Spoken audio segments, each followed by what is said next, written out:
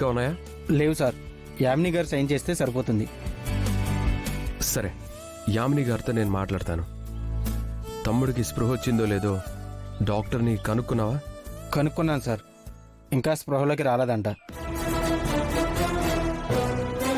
తమ్ముడిని కొట్టిన వాడి గురించి ఎంక్వైరీ ఎంతవరకు వచ్చింది? వాడెవడో కనిపెట్టారా? సారీ సార్, మన వాళ్ళు అదే పనిలో ఉన్నారు. Do it fast.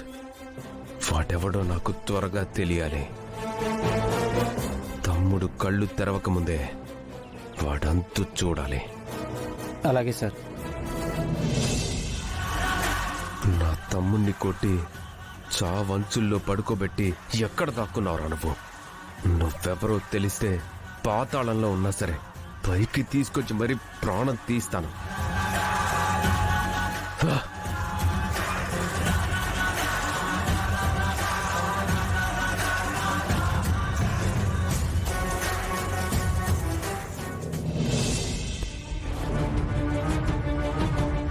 మీరే రౌడీలతో కిడ్నాప్ చేయించి రక్తం వచ్చేలా కొట్టించి మళ్ళీ ఏమీ తెలియనట్టు శ్రావ్యం చూడ్డానికి హాస్పిటల్కి వచ్చారు. తన మీద లేనిపోని ప్రేమ ఒలకబోసి మీరు నటిస్తున్నారని నాకు అప్పుడే అర్థమైంది.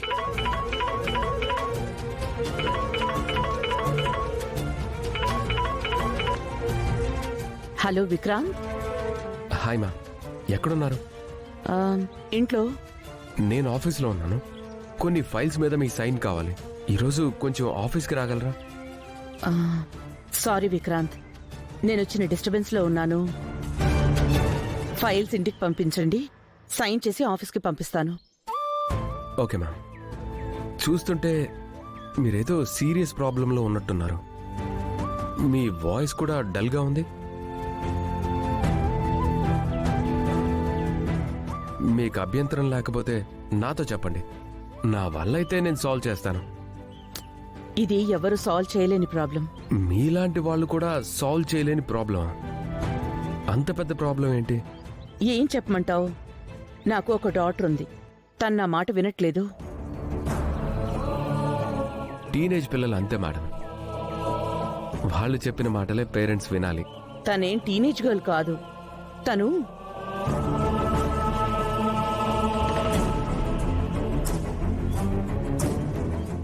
ఆ ప్రాబ్లం గురించి ఇంకెప్పుడైనా చెప్తానులే.